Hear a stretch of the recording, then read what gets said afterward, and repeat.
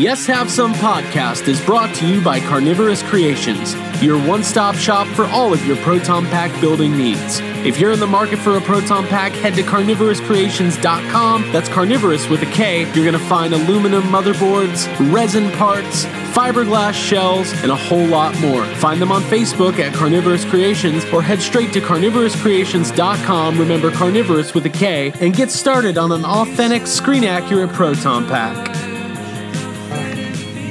Everything's under control. Situation normal. I don't want to grow up. Do you want some? Jurassic Park.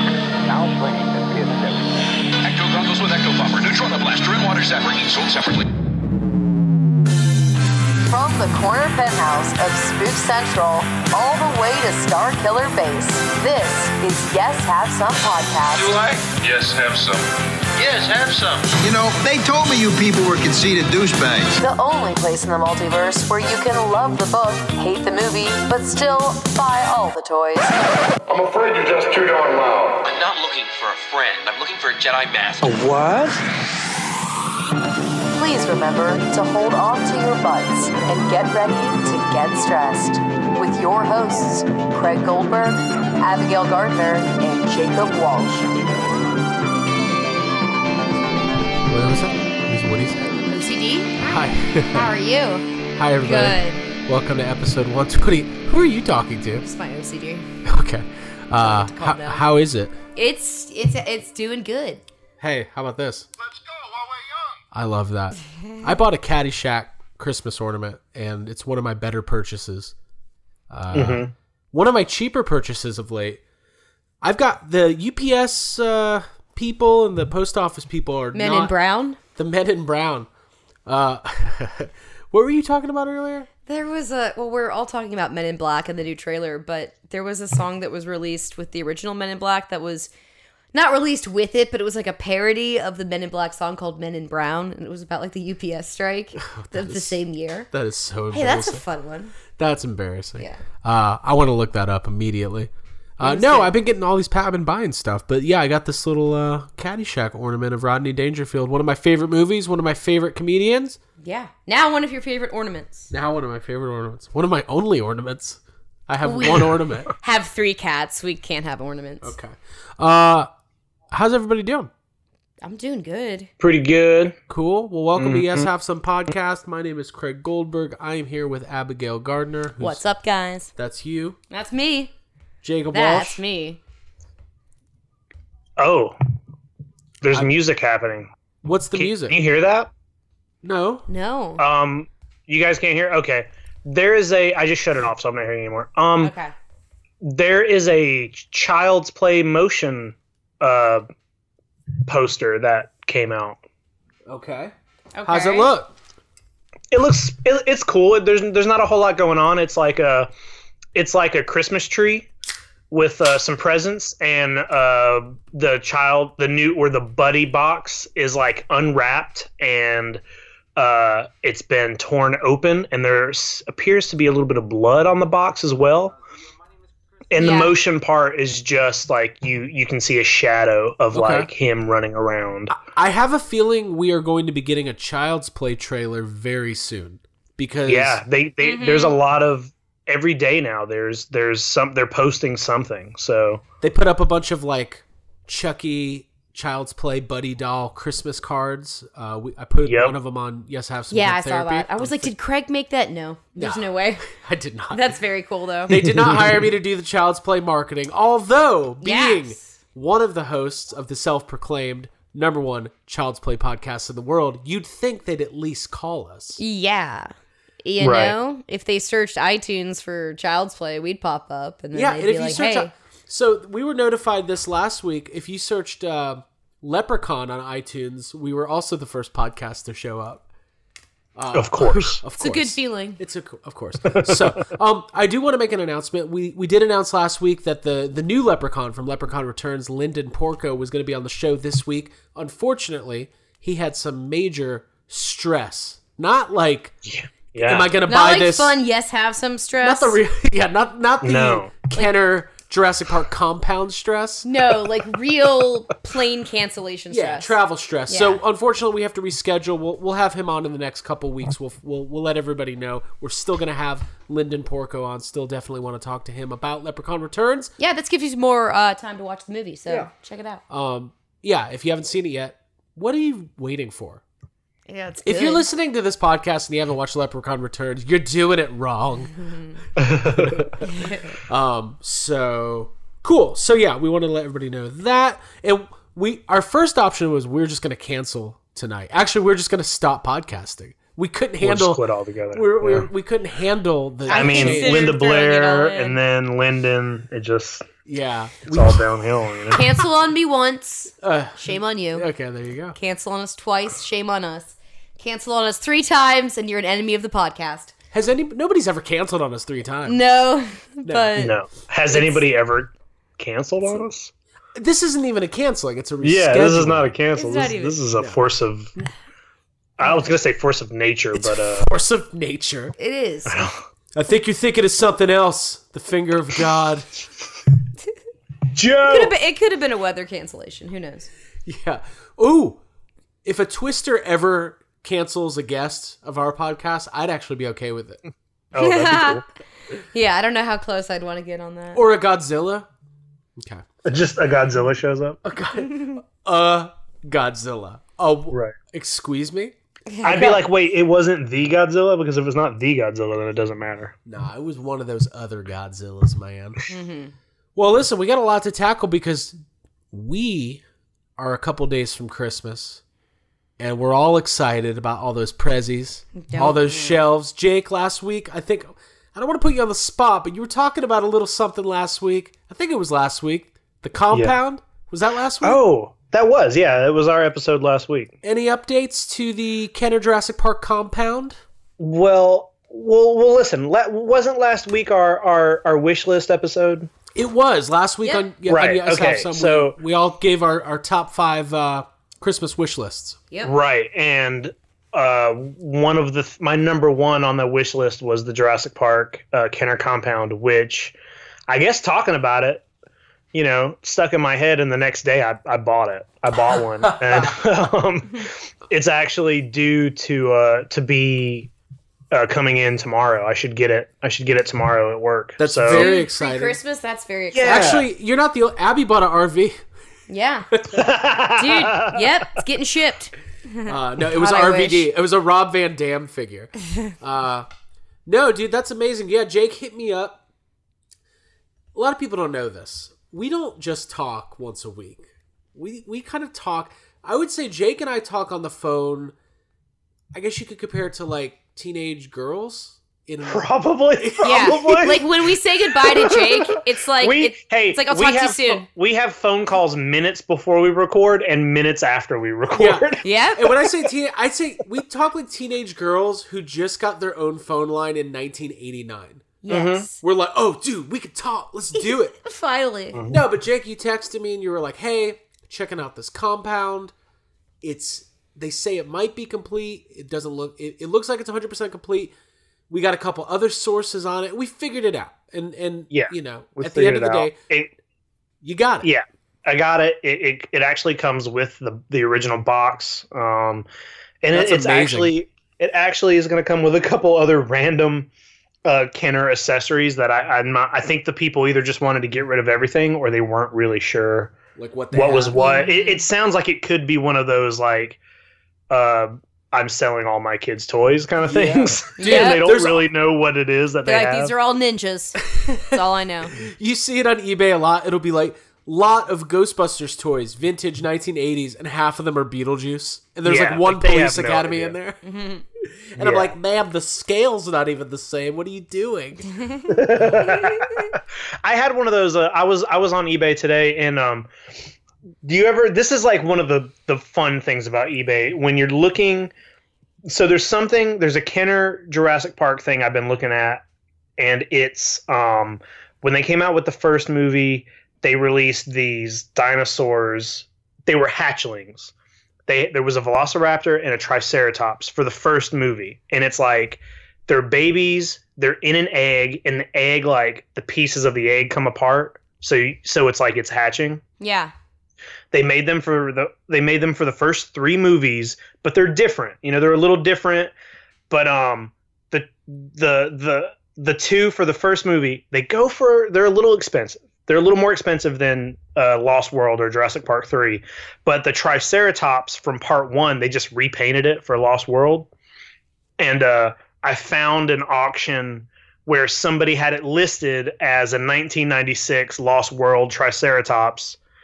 But they were wrong. It's actually the 1993 Triceratops. Oh shit, yeah. And you can tell because the paint schemes are different and the JP number is a different number. So dude, I was able to get the 1993 original Triceratops for Lost World prices. Which is like, it's pretty good. So yeah, you know, they thought they had Burger King, but they had McDonald's the whole time. They were so preoccupied with whether or not they could, they didn't stop paying attention. Hey, congrats, Jake. Congrats. Knowledge is power. There's been plenty of times where I've come across something at a toy show or at a store where I'm like, oh, the price on this is they don't know what they have here. Yeah, it's not my job to tell them. Yeah.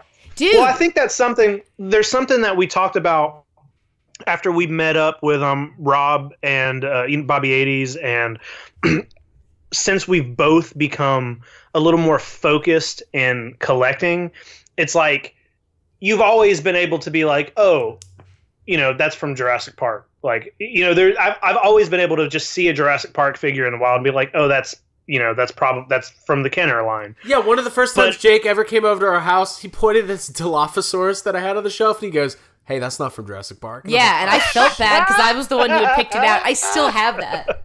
It's in my kitchen. It's like, who the fuck is this guy? Want to start a podcast? But it's like, when you start buying so much of it, you really start to learn everything. And like in this like deep dive I've gone into of the Kenner Jurassic Park line, I feel like we should have been like documenting this since the time I figured like I'm gonna rebuy this entire line. Yeah. You know? Yeah. Because it's a story 65 days in the making. It is.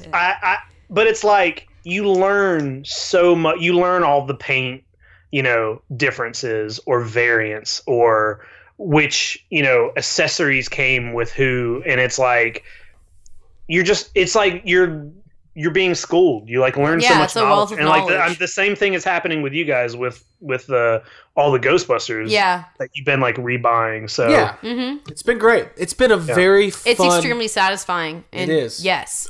This is where we can talk about all that information. Thank God we can finally talk. about So glad we could talk about it. I've been waiting for weeks.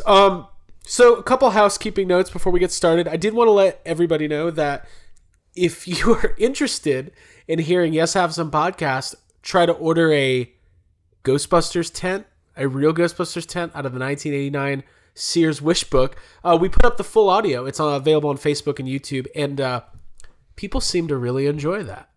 It was funny. I enjoyed making it. It was like... My favorite comment was this guy was like, you guys should do more of this.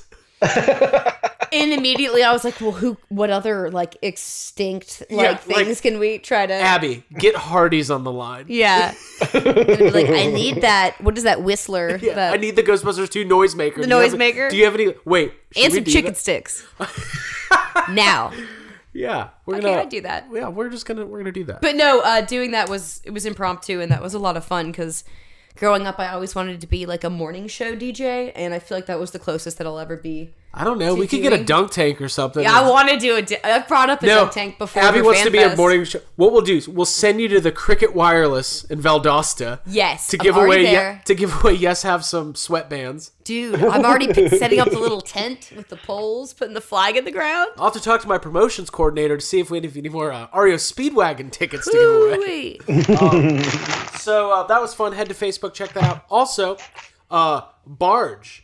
We have officially defined the word barge on Urban Dictionary, and thanks to Yes Have Some Group Therapy, who was quicker to upvote the definition for barge than leave iTunes reviews for Yes Have Some podcast. Dude.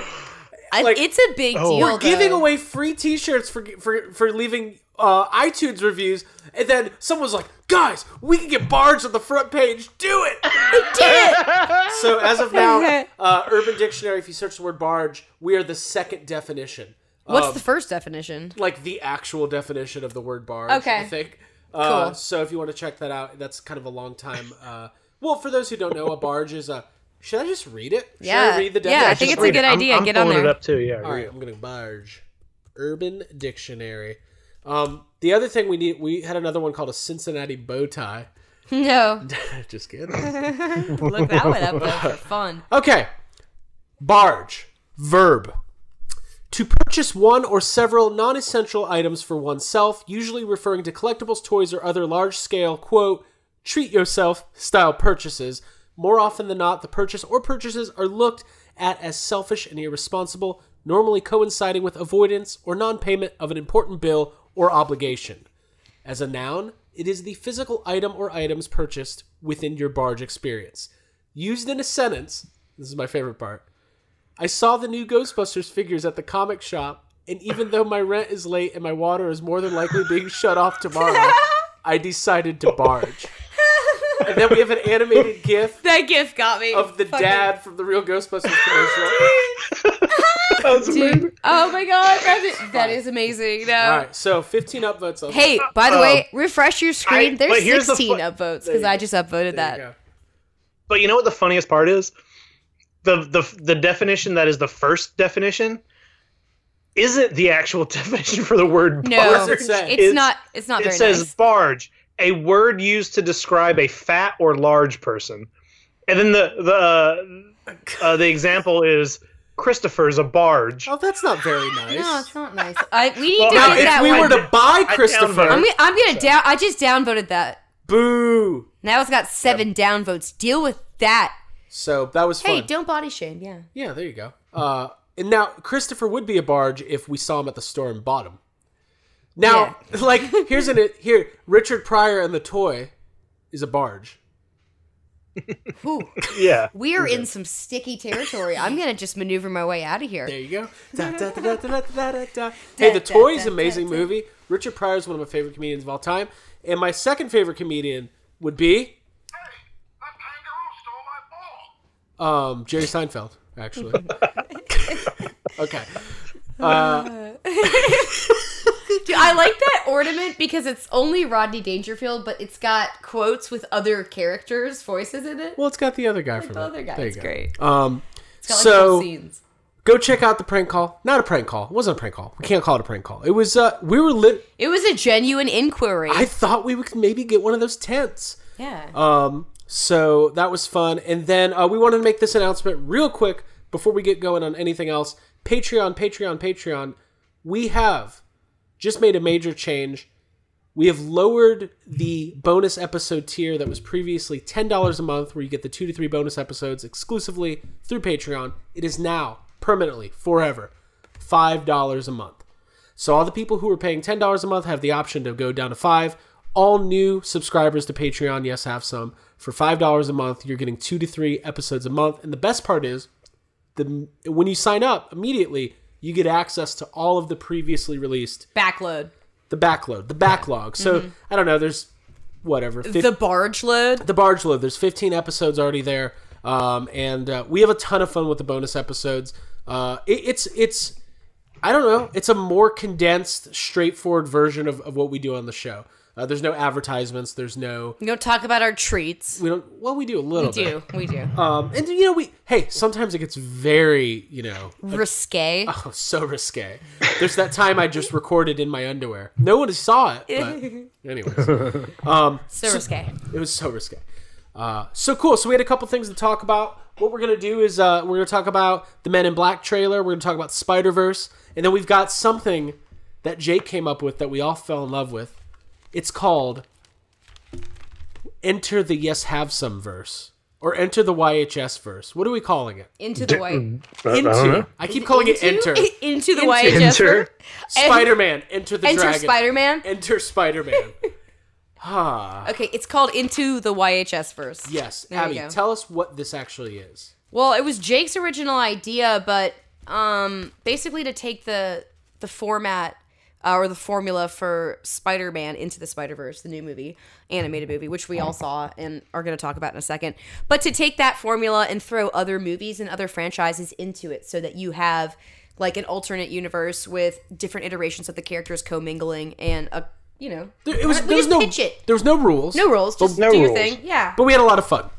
For real. So we're going to be talking about that. But let's go ahead and get started. We didn't know this was going to happen today, but we got the first trailer for Men in Black International. It was released this morning.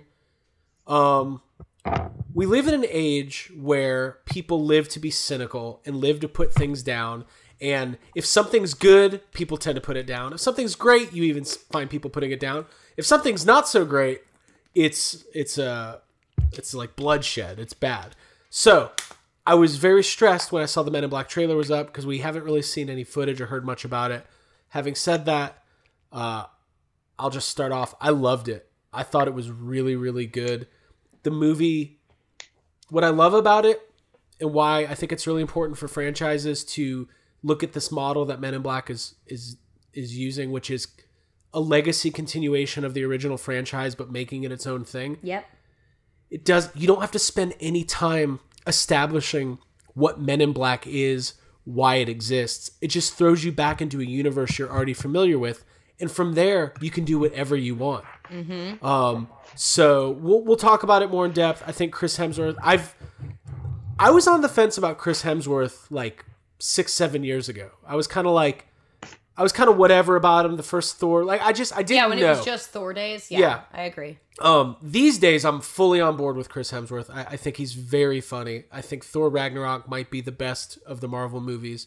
I'm just gonna say it. He might be the best part about Answer the Call, and he's funny. Even that. Have you ever seen that Vacation movie, the remake? Yeah. Mm-hmm. Like he's pretty funny in it. Yeah. Like it's ridiculous, but he's funny.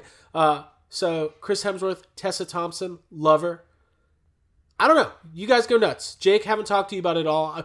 I will say this to everybody, if you're ever wondering. When we have things like new trailer releases, we don't talk about these things beforehand. So right now, I have no idea what Jake's going to say. Yeah, it's hard, too, because Craig and I watched the trailer like 3 times together, and on the third watch, Craig was like, here's what it is. And I was like, no, just wait. Just save it for the podcast. Just wait. I don't even know what he thinks. Jacob Walsh, what'd you think of this trailer?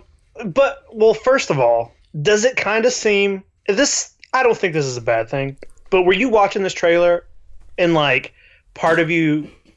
Maybe this would make me like Answer the Call better if somehow Chris Hemsworth character was Kevin and he just accidentally ended up in the Men in Black. I mean, because that would be amazing. It kind of seemed that way. Like it almost seemed like the same. I think it all looks good. I don't think there's a whole lot.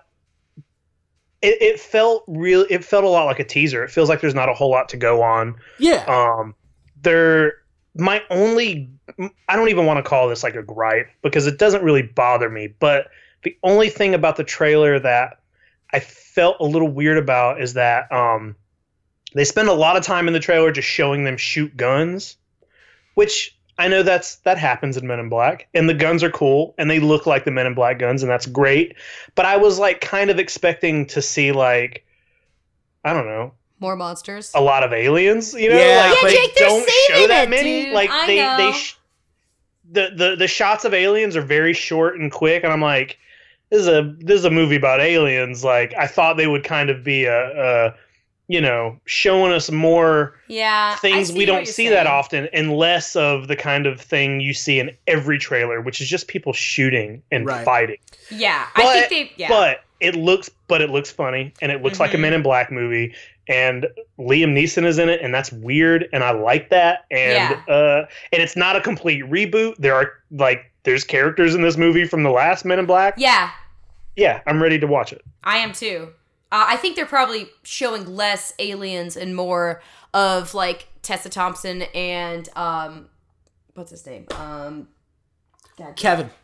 I literally wanted to say Kevin Smith. I hate coffee. Yeah, Kevin Smith. Wait a minute. Why isn't Kevin Smith? Why isn't Kevin Smith in this movie? I wish he was. But no, I think they're showing Tessa Thompson and Chris Hemsworth because they're going to sell the movie for people who may not be familiar or whatever.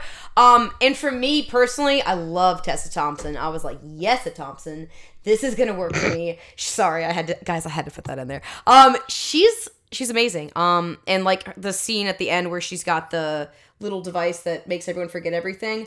I literally haven't seen Men in Black in a long time. I loved the first one. I literally went and put the VHS tape on in our Serenity room and was watching it while doing yoga before we started this because I was like, dude, this trailer got me pumped. I like Tessa Thompson a lot. She's funny. She looks tough. I really like the dynamic between her and Chris Hemsworth, where she seems like the very capable, equipped one, and he's like the bumbling, like Will Smith type almost. So that's good. I'm into it. I liked the guns too. The one thing I was thinking when they were doing the scene with the guns that like pop off the car is that would be a very cool toy. So, I hope this. I hope. And I also want to do Men in Black costumes because I want to wear a suit. I really hope this gets a good toy line. Yeah. I don't know who has the rights to Men in Black. I'll have to look that up.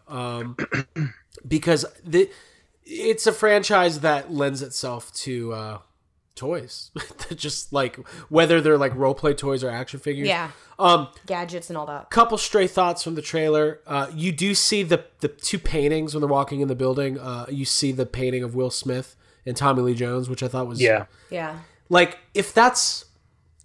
I have a feeling there's going to be more that connects it. One of them is going to show up, well, right? Like, there's no doubt to me that, like, Will Smith is going to cameo in this movie. So, like, I know that, like, they're saying he's not, but I don't... I feel like I'm not going to believe that somebody's not going to be in this movie. What if Dan Aykroyd cameos as a taxi driver? Just putting that out there. Okay, couple stray thoughts. Thought Chris Hemsworth was really funny. I love when he wakes up from the meditation thing where he's just sleeping and he's like, "Oh, it's time for lunch." He's like, "It's 9:30." And he goes, and he doesn't say it's Taco Tuesday. He says Tuesday is Taco Day. I don't know why that made me laugh. Yeah, like I just like it. The trailer ends with Chris Hemsworth throwing a hammer at an alien, and he catches it, which is kind of... I mean, you could say, like, they didn't have to do that, but, like, everybody's already thinking it. Yeah. Right. It shows the style or the sense of humor of the movie, like, which it's self-aware. That's Dude, funny. if there's a Ghostbusters joke in there, I will be... Dude, I liked, Jake, your idea of the different Chris Hemsworths, like, crossing over, and I feel like that could almost be a pitch for our, like, the second half of our show. Yeah, exactly. Where like Kevin exists with this character from Men in Black with Thor. I just want it to be Kevin. Yeah. I would like that. I think. Okay. Sony's kind of on a roll right now. Venom was a huge hit. Into the Spider-Verse. Despite what we would have said or have said about it. Yeah. Despite what we think about it. The movie's doing... I don't think... Internationally, the movie... it's doing great. It's doing great. But I don't think I would say Sony's on a roll. Because we have one good movie. No. But we have one good movie so far. But... they're on a roll. I'm going to keep saying it. Okay. Still a roll. It's still a roll. They're trying to get on a roll. They're starting a roll. They're starting. A slow roll. They're getting up on the ball. That's what's happening. Into the Spider-Verse is being universally praised. People are calling it movie of the year. We're about to talk about it. So are you talking about me or other people? I think that Men in Black is going to be a big hit. The reaction today, like after I watched the Men in Black trailer today, I went back and watched the first Ghostbusters trailer for Answer the Call, mainly because I think torture is a really positive mental... For masochists? Yeah. I like hating things. No. I went back and watched the original trailer, and I would say the new Men in Black trailer is the exact opposite of everything in the Ghostbusters Answer the Call trailer. Like, this trailer had jokes put in ways that made sense, but it kept the action going. If you watch that first Answer the Call trailer, it's very stop and go and grating. stop and go. And they don't use the Ghostbusters song. And I think it's underrated all these years later. Mm-hmm. Why they don't use Ray Parker Jr.'s the theme song to the movie. Yeah. There is only one theme song to Ghostbusters, right? There's only one. Mm-hmm. There's a lot of other songs related to Ghostbusters. I mean, there's Flip City, and we would argue that that's a better song, but it's not. But I'm just saying, as famous, I thought, yeah. I was getting. Okay, I'm just gonna say it. If I see one person start saying that the Men in Black trailer is the same level of quality or worse than the Answer the Call, because who's saying that? Nobody yet. If they do, then we need to get them on the I've podcast got like 5 people in mind of people who I could totally. You're talking about naysayers? I could see people being like, well, this is why they answer the call. Like, I could just see it already. I'm getting a little feisty. I was jealous. Go for it. As a Ghostbusters fan, I was jealous of this trailer. Yeah, that was the first thing I jotted down was, am I the only one who compares every Sony trailer to Answer the Call? Like, as soon as you see that pop up, you always see, like, a skyline, and it just takes me right back to watching Ghostbusters for the first time. And this trailer treats the franchise and that original Men in Black material with reverence, and we watched the old Men in Black trailer after watching Answer the Call trailer, too. And comparing the new Men in Black trailer to the old one, it hits the same notes and it like pays homage in very respectful ways. And like there's all the stuff you want from Men in Black is in that new trailer, just like the old one. And then you fucking watch that Ghostbusters Answer the Call trailer, just like you said. It's like a. But listen, it's because of Ghostbusters that this is looking right. It's true. That. It's like, true. There's it's no. Absolutely true. If it wasn't for Ghostbusters falling on the sword, then we would still be getting bullshit. Like this would be 21. This would just be. This awful. would be the 21 Jump Street Men in Black. We should be thanking Answer the Call. Yeah, I'm down. Jake and I talked about this. I don't know if it was on the podcast or not. Answer the Call is more than likely, in the long run, going to lead to more positive franchise filmmaking from Sony. Mm-hmm. Yeah, I think it opened a lot of eyes to like the right and wrong way to continue. Listen. Look at Leprechaun Returns. The Force Awakens of the Leprechaun franchise. Exactly. They did it right. That's a good quote. What I loved about Men in Black International is that at first I love the cast. I love Liam Neeson, love Chris Hemsworth, Tessa Thompson. It brings you back into a world that I'm familiar with, that I have fond memories of. All of the updated gear, like it feels like, oh, I can buy this as a Men in Black weapon or a Men in Black car or whatever. Like it took me in a way that was respectful to the legacy of the franchise. Yeah. And at no point did I go, man, I really wish Will Smith was in this. Like and I love Will Smith. Yeah, you're right. Yeah, you're right. And it also like, isn't it weird? When did the last Men in Black come out? Ooh, 2010, 12, something like that. So like, it's been 6, 7, 8 years. The best part to me about this trailer is like whenever they're in the headquarters, even though it's like the international headquarters or whatever. Or no, it's not. It's the same. She walks into the same Battery Park headquarters. It just looks the same. It looks exactly the same. He's sitting at a desk.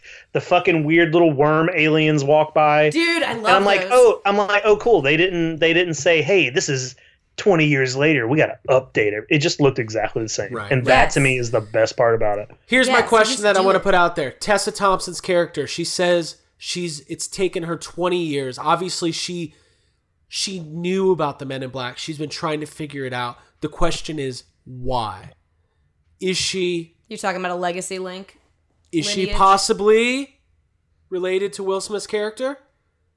Oh. There's definitely a chance, yeah. Remember the whole speech that Tommy Lee Jones gives to Will Smith when he's wearing like his Shaq kamikaze shoes and his like orange jumpsuit or whatever? Yeah. And he's like, you're going to have to leave everything behind, leave your family. Like, I don't know if he even had a family or whatever, but what I'm saying is, could there be a family connection between her and Will Smith's character? Yeah, I guess so. Sure, yeah. I mean, I'd like there to be. That sounds great, yeah. I figured either something like that or they're going to do one of these things, which could also be a way to throw a cameo in there in like a tasteful way, is to have her be present at something from one of the first two movies. Yeah. Like she's there watching it, and they don't catch her with the neuralizer or something like that. Yeah. And that is cool. That's what I want to see. That's immediate connection. Because how old's Tessa Thompson? Probably 27, 28. So she would be she'd be somewhere between the ages of 5 and 9 years old during the first Men in Black. So it adds up. Cool. So I'm very excited about it. I'm glad that people are into it. It's so funny. The reaction was overwhelmingly positive, and the reaction to the pictures from the Aladdin movie was overwhelmingly. I wonder how Will Smith is doing. We should get him on here to do a stress. What is Will Smith's stress? How is he doing? He picked Suicide Squad over Independence Day 2. Both of those were terrible, so it doesn't really matter. Now, they came out and said that the genie will be blue in the movie. Okay. So is he going to look the same and just be blue? I don't know. Ryan Dole, he messaged me and he called me names and said that the genie's look in this new Aladdin movie is based on that of the Broadway play. And my reaction to that is, this is a fucking remake of a cartoon. Yeah. Well, I'll tell you what. So Ryan, if this isn't what the genie is going to look like in the movie, then maybe don't put it in your fucking magazine and label it, first look. On the cover, yeah. Why show us something it's just not going to look like that? Right. I don't get that. Yeah. That's a weird. You want our first, reactions, the first thing we see, and then when everyone talks about how fucking stupid it looks, you're like, oh yeah, but this isn't actually what it's going to look like in the movie. Get the fuck out of here. I'll say this: that. I'm not a diehard Aladdin fan. I really kind of could care less about that movie. Didn't really like it as a kid, but I thought that Jasmine and Aladdin looked fine. They look great. They look like real life versions of those characters. But the genie is to me, it's like, I'm trying to think of what okay, let's say there was the Lion King trailer. No, that doesn't really work. I'm trying to think of another Disney. Okay, when they put out the old whatchamacallit, Beauty and the Beast. Mm-hmm. If I got nothing. You got nothing. I got nothing. I literally Beast have is nothing. small. Listen, I'm gonna. We don't have to keep talking about it, but I'm gonna say what I said in group therapy. Thank God. Yeah. Jake is saving me right now. It looks like bad community theater. Like all three of the costumes, it just looks like underwhelming. This is all we can afford. Yeah, that's what it looks like. It screams like, "Hey, please watch us do Aladdin. It's not gonna be good." Yeah, it might be awesome. But it looks dumb right now. Yeah. Show me an actual trailer. Mm-hmm. Thank God you guys saved me from that. Because in my mind I was like, Flounder. No, he's fine. Well, I was like, what if Flounder was just like an actual flounder? I'm like, that might actually be okay. That's fine, because that's what it is. That'd be fine. And I was like, okay, what if the Beast from Beauty and the Beast was like not as beastly? Like, no, that doesn't really work. Doesn't work. The genie is a big, larger-than-life blue genie. Yes. Okay? Now, I get that Will Smith has a larger-than-life personality. I will give him that. He used to. Yeah, that's what I'm saying. He used to. Guys, he doesn't have a very good track record Bright anymore. On Netflix? Oh, you had to bring... We've gone 3 years without talking about Bright on Netflix. Yeah, I don't need to talk about it. I haven't actually seen it all, but... It didn't do that well, and yeah, I don't know how he's... Guys, I love our show. I just want to say that. Yeah, I don't like this look, y'all. We're calling you out, Will Smith, multi-millionaire, successful rapper, writer, director, actor. Yeah. Whatever. Your movies suck. Yeah, you fresh, not so fresh prince. Mm-hmm. Stale. The stale Prince of Bel-Air. Burn. All right. Thank you. Let's talk about Spider-Verse. Yeah. I Am Legend sucked. Yeah, let's talk about Spider-Verse. Mm-hmm. I liked I Am Legend. Ooh. I didn't see I Am Legend. Pretend I didn't do that. Oh, no. I was thinking of I Am Sam. Okay. Spider-Verse. Different. Into the Spider-Verse. Enter the Spider-Verse. Enter the Spider-Verse. Enter the Spider-Verse. I don't... Listen, it's fucking awesome. There's really not much else to say. If you haven't seen it, go see it. What are you waiting for? Mm-hmm. It's like that song, What Are You Waiting For? I waited. I didn't see it on... We usually see movies on opening night, or at least on the Friday after that, but I had to wait till Monday because of work. And, dude, this movie, like... I think it might be my favorite movie of the year right now. I'm not sure. It completely, like, knocked me on my ass when I was watching it. I'm, like, obsessed, and I really want to go see it again. So I don't know how you guys felt, but I was so blown away. Yep. Jake, what'd you think? Yeah. Sir. Oh, boy. This movie is so good that it makes me mad at other movies. Yeah. That's how I feel about the Men in Black trailer. It's like it almost makes me mad at Sony because I'm like, hold on, what the fuck is happening? Like, Spider-Man he's been through it. There has been so many depictions of Spider-Man. There's like the Sony Amazing Spider-Man movies were so bad that they canceled the third one. Yeah. And had to like loan their character to Marvel so Marvel can, and it was like this big exciting day when Marvel got Spider-Man and they made Homecoming, and it was like Schindler showing up with the list. And everything Marvel has done with Spider-Man has been good. But then it's like did Sony get mad? Were they like, they're like, okay, we need to show them up or something, because like, what the fuck is happening? Part of it makes me wonder if it's because it's animated that they have. I think corporations or executives or whoever's behind decisions are. I feel like they feel like animated movies are less important, or they don't care as much, so they'll let you do anything in an animated movie that maybe they wouldn't let you put in the Amazing Spider-Man or something. They try to fill their live action movies with like, it's got to have this in it, it's got to have these big and that wiggle room is like more creativity comes around because of that, because they're allowed to do more. And then when they let two good writers write a fucking movie and just let them do it, I'm like, look how fucking, is this the best superhero movie ever made? Is a fucking animated Spider-Man movie the best? Is this better than 10 years of Avengers movies? It might be. It's very fucking good. I'd rather watch it than those. Yeah, it's just like they somehow managed to, there's a lot of shit happening in this movie. There's like deaths in this movie. There's family shit. In any other movie, you would say there's way too many fucking characters. There's 6 villains in this movie. There's like 7 or 8 other main characters. But this movie somehow is able to fit it all in and treat it in a way where it all makes sense. Nothing gets lost.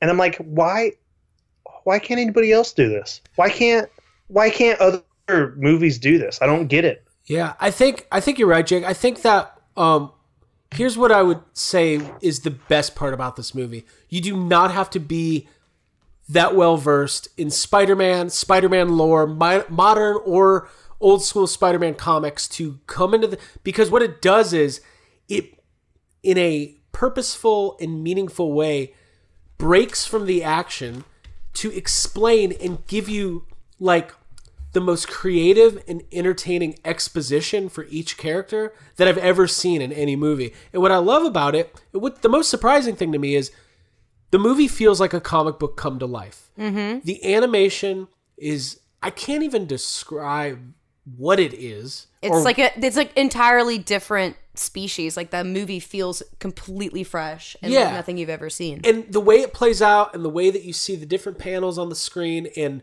the dialogue and then the inner dialogue and then the bubbles, like everything, it plays out like a comic book come to life in a way that no movie I've ever watched actually has. And it's surprising to me that nobody's attempted something like this before. Mm-hmm. But go for it. It's like, well, it was handed like quite a challenge because that movie introduces so many characters and so many villains, like Jake pointed out, but they fit their origin stories in a way that you relate so quickly to them that it's incredible that they do Right. that. Like it's and better I think than it goes live into action, in my opinion. I think it goes into the movie like understanding that most people have the basic idea of Spider-Man. Like the average everyday moviegoer who's going to sit down and actually go to this movie knows Peter Parker, has probably seen at least one of the previous Spider-Man movies, knows the origin story, and I think with that you kind of leap into it and you just start like the Miles Morales character has been around for a while. They do an incredible job, like the dynamic between him and his dad right off the bat,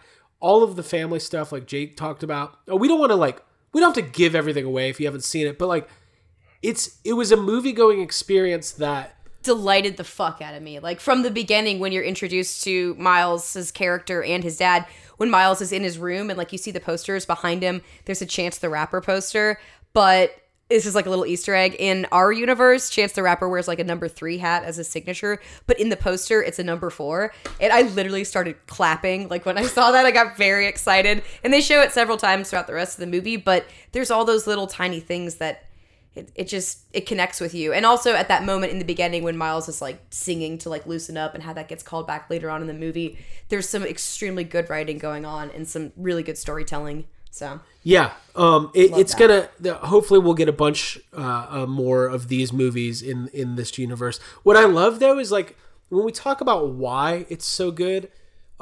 It to me, I don't know the entire backstory of this movie, but I know they've been working on it for a couple years.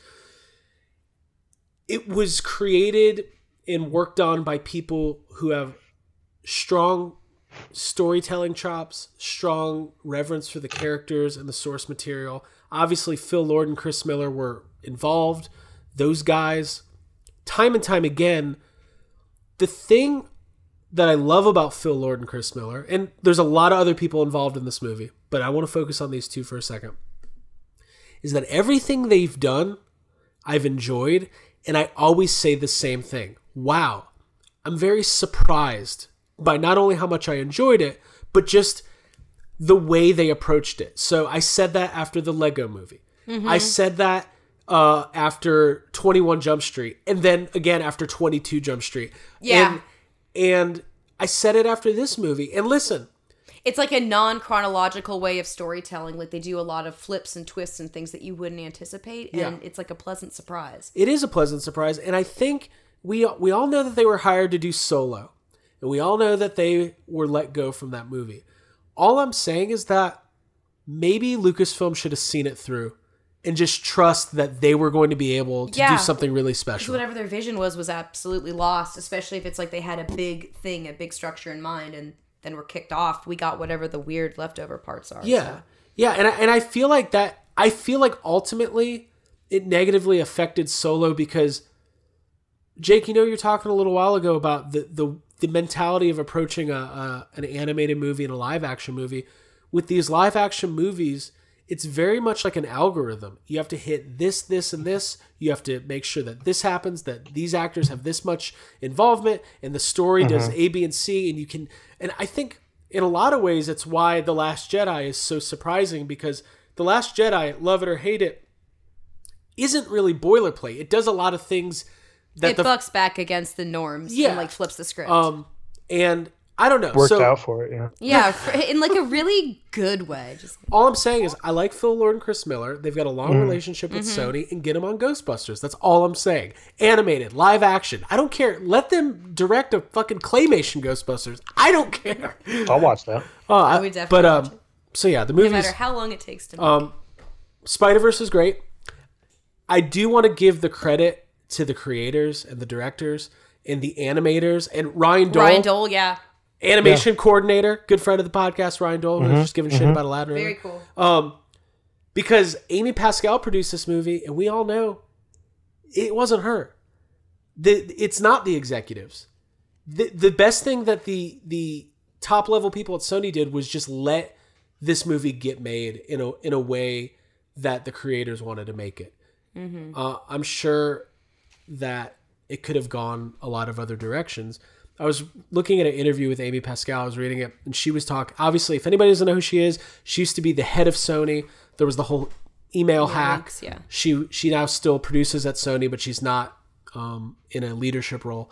And she's made some questionable decisions. She is the one who brought Paul Feig on and basically, I'll just say it, kind of underhandedly, sidestepped Dan Aykroyd and Ivan Reitman and just went ahead and got Answer the Call made with little involvement, or as little involvement as possible, because Ghost Corps was still... Who cares? We've talked about it a million times. All I'm saying is... I like... My favorite parts of the episodes are now when Craig inevitably just talks about Answer the Call all over again. Yeah.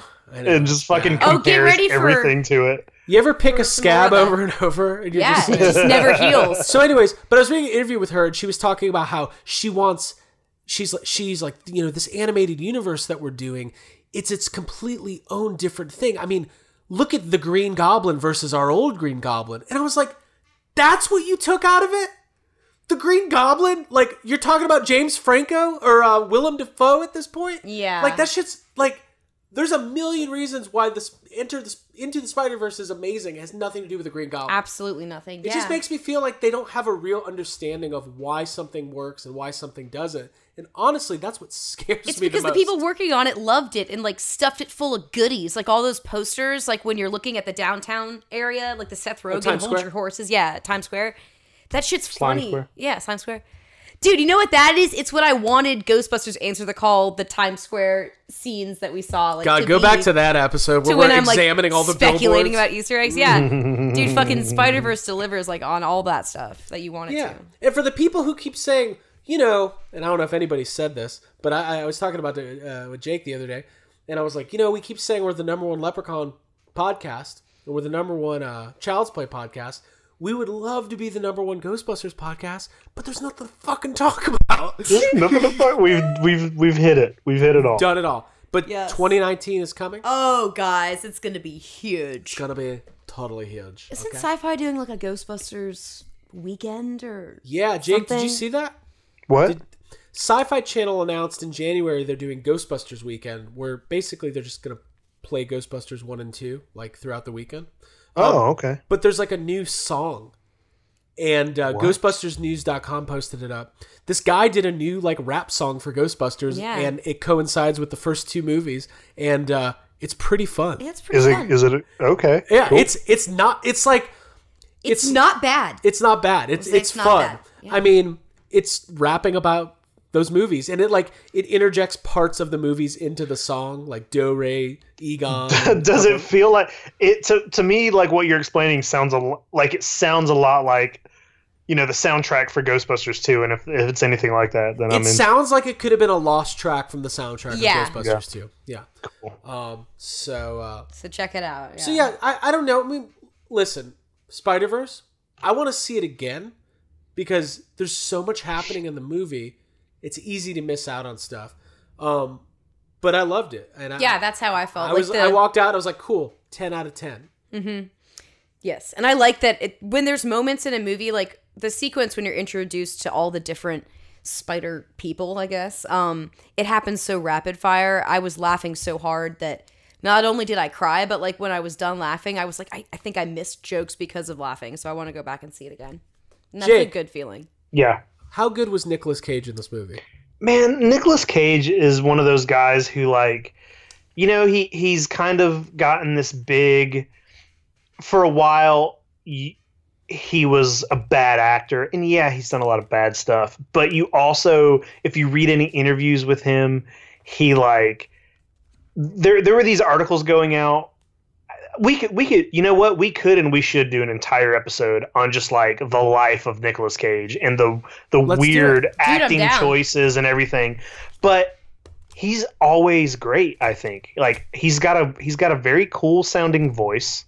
He's always fun, and I really love that he was in this. I think he should be in more, for sure. Yeah. I mean, they should give him his own movie. Like all of these I would watch a solo movie for every single one of those characters that was in. And they already announced they're doing a female-fronted movie with Gwen Stacy, which is like, go for it. Yes. John Mulaney as Spider-Ham, Peter Porker, was like gut-busting, laugh-out-loud funny. Yeah. And it shouldn't have been. It should have been like, well, this is kind of stupid. But it just worked. Yeah. But like you're so bought in by that point that you're just like, okay. Even when they go to one of my hardest laughs in the movie is when they go to Aunt May's and they go back to the shack, and the Spider-Man from the other universe is like, oh yeah, I got one of these little sheds where I can like keep my stuff. And they go in and it's like an elevator down. And it's like a bat cave almost. And like Spider-Gwen gives Aunt May like this look of like, man, this is awesome. I love that whole part too. It's awesome. It's great. It's good stuff. So yeah, go see it. A ringing endorsement from Yes Have Some Podcast. I give it 5 stars. 5 stars. 10 out of 10. The soundtrack is amazing. Soundtrack's very, very really good. good. Yeah. Cool. Going back to see it. Cool. Any other thoughts on Spider-Verse? We're hitting some topics. Who knows? Here we go. We've talked about Men in Black. We've talked about Aladdin. Sure did. We've talked about Spider-Verse. Yes. We're about to talk about our own pitches for universes. Yes, have some first. But first, Yeah. we got to talk about another universe. Ooh. I'm talking about The Adventures of Duke LaGrange. Oh, yeah. There you go. This is where the music starts doing. The Adventures of Duke LaGrange, the new book series by debut author Jay Key, listener of Yes Have Some Podcast. He's becoming a friend of the podcast. He's been in group therapy. Dude, I like this guy. You give me a t-shirt. You're my friend. So. Now, are you going to cut the sleeves off that shirt? Yes. You are. Yeah, once it's warm outside. Oh. I think once the shirt's warm. No, the shirt's always warm. I'm going to wait till it's very warm out. How to Pick Up Women with a Drunk Space Ninja is the first of a 3-book trilogy. The second 2 books, How to Win at Pit Fighting with a Drunk Space Ninja and How to Save the Universe with a Drunk Space Ninja, all available now wherever books are sold. Amazon, Books A Million, Barnes & Noble. And I just was on Amazon. The reviews are good. All 5 stars, which I know people like those 5-star reviews, okay? I like them. Right now, you can get a deal on Amazon for the 3-pack on Kindle for $12.97. Dang. That's a deal. 3 books, $12.97. Yeah. You're practically dumb for not doing it. For real. And I know about shopping because I've been doing a lot of it and I can't talk about it on Yes Have Some Podcast. I love Christmas. Me too. It's a science fiction comedy novel about bounty hunter Duke LaGrange and his oft-inebriated Japanese-Irish ninja companion, Ishiro Shia, entering their favorite watering hole, Cyborg Joe's Grill and Go in the Why Not Saloon. They had no idea that they would soon be gobbled up by an unhinged astral anomaly and deposited on an uncharted primitive world. It goes from there, folks. So, if you want to support the efforts and the journey and the joy and the joy of the journey. The joy of the journey of the YHS listeners out there, please check out this series by Jay Key. He's a really good guy. He's a very talented writer. We're very happy to help him out. Get the word out on this series, The Adventures of Duke LaGrange. And I know I said I was going to start reading it, but I really am. You're ready to love it. I've been so busy. I'm a busy person. Dude, I baked I don't know what like your 500 excuse was. cookies yesterday. You did make a lot of cookies. I am busy. Check it out. How to Pick Up Women with a Drunk Space Ninja is book 1. Then we've got How to Win at Pit Fighting with a Drunk Space Ninja and How to Save the Universe with a Drunk Space Ninja. How to Save the Ghostbusters universe with it. I would love to get the Drunk Space Ninja, bring him to Culver City at FanFest and be like, listen, man, we gotta save this thing. Yes, Have Some and Jay Key save Ghostbusters. And pick up women. Together. Hey, how do you pick up... Abby, here's a question. Yeah? How do you pick up women in the Ghostbusters universe? I mean, you just tell them their hair smells pretty. And, compliment them. Make sure you have some Thorazine. Just kidding. Don't do that. It's pretty easy, honestly. You just strike up a conversation. Maybe do a quote. I'm always down for a quote. Down for a quote. I Yeah. like that. Cool. You're welcome. Thank you. Are you guys ready to get going on the YHS... into the YHS verse? Oh, I'm ready. All right, so like we said earlier, we were all on such a spiritual high after Spider-Man that we got our brains going and said, what if we could do this with other franchises that we love? What if we could have a little, what did you call this, fan fiction? Yeah. Friend fiction? I guess, yeah. Yeah, I think so. Have we ever done fan fiction before? I think it's every week that we talk. I think you've done enough like Ghostbusters / Dan Aykroyd fan fiction for Ooh. The world. Hey, but Jake, have we done enough? Yeah, because we're about to do some more. We're about to do some more. Both Craig and I are about to do a lot more. Okay, cool. So, we have not disclosed our ideas ahead of time. I have a feeling this will be long-winded and full of laughs, maybe tears. So grab a soda, grab a Mountain Dew. Do people still drink Mountain Dew? Yeah, I hope. Code Red. I'm not sure. Jake, did you ever drink Mountain Dew? Baja Blast. Ooh, you're talking my language. You're Taco Belling my language. Tuesday's Taco Day. Tuesday's Taco Day. Cool. Yes. Well, Baja Blast is a very bad version of regular Mountain Dew, I would say. Not true. You like it? It's delicious, and the color's good, and it's kind of like candy. candy. I love Baja Blast. You know what it is? It's a nice little That's treat. the only kind of Mountain Dew I like. Okay. I used to drink Mountain Dew by the pitcher. Ooh. Oh, wow. Yeah. Then my stomach started hurting for like a year. I went through like a phase. I don't know why that's so funny to me. It started hurting for 1 year. All right, here we go. Jacob Walsh, this was your brainchild. Yeah. Okay? You built this nuclear bomb. You're getting in the Enola Gay. You're flying to Nagasaki, Hiroshima. Am I going first? You're dropping this bomb. Dude, yes. Jump. Also, let's not sleep on those World War II references. I was like, you would have made a Schindler's List reference. World War II is big in this episode. It's huge. It's huge. It's doing good. Yeah. All right, Jay, quit stalling. Oh my god! Cool. So, first of all, I chose X-Men. Okay. I have a couple like honorable mentions that we'll do later, but yeah. I chose the fucking X-Men, man. I think first of all, it's another comic book series, and the art itself it's perfect for that kind of a story. Like, it's perfect for Spider-Man. Spider-Man has crossover with the X-Men. It makes complete sense, especially since the X-Men movies are kind of in a weird place right now. They're making a third in this. So, like, this weird thing happened with the X-Men where they have that original trilogy, and then they kind of started over and like kind of rebooted it, but they have but it's not a reboot because it's got some of the same. There's a lot of weirdness happening. They're making one more movie, and I don't know if there are plans to wrap it up after that. But I know since all these Sony deals and things have shifted, and Marvel is possibly able to use X-Men now if they want. So who knows what's going to happen? Okay. Yeah. With you so far. But since that's ending, or the third in the new trilogy is happening, Dark Phoenix. Yeah, the Dark Phoenix saga. It would it makes sense to kind of reintroduce the X-Men, maybe in a way that's a little more accurate to the X-Men. There's some stuff that the movies have got pretty, right, but it would be amazing to just see classic X-Men. And I mean, you can go. There's so many different teams of X-Men that have existed, and it existed at the same time, that they could easily do a film. And it doesn't even have to be you can go different ways. It doesn't have to be a universe crossover film. You can keep the style of Spider-Verse and the style as far as the writing and animation and direction, and make a good X-Men movie that doesn't have to evolve riffs in time.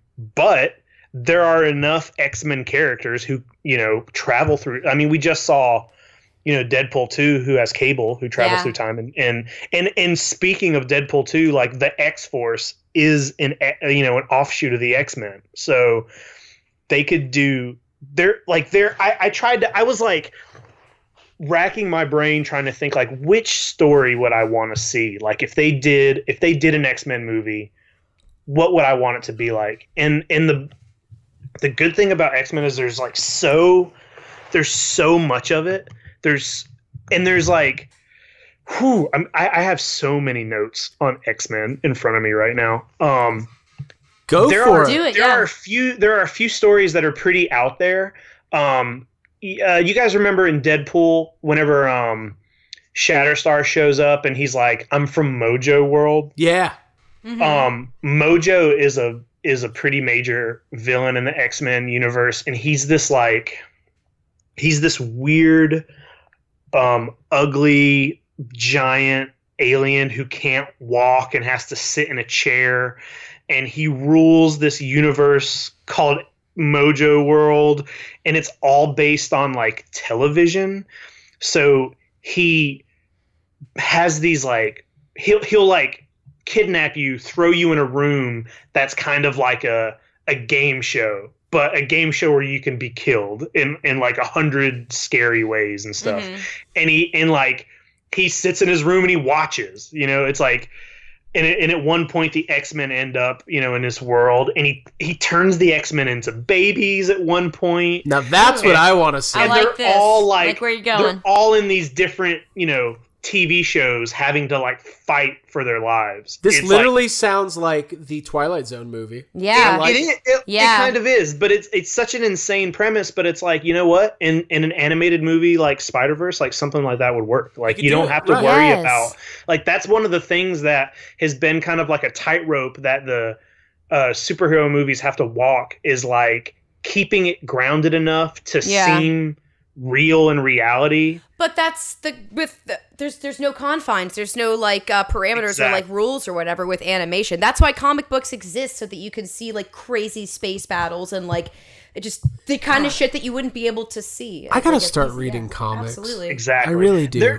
There's also one story that I also thought would be pretty cool that would bring in multiple teams is that like one of the original when you talk about the original X-Men, it's a very small team. It was like you got Professor Xavier, Cyclops, Jean Grey, who I think is going by Marvel Girl at the time, like Beast before he's big and blue, and Angel. It's like a very small team, and they ended up at one point in the comics going off to this remote island because they like sensed there was a mutant there, so they went to find him, and in doing so found out the entire island was like alive. Okay, and gotcha. It like captures them and keeps them there, and it's like feeding off of them.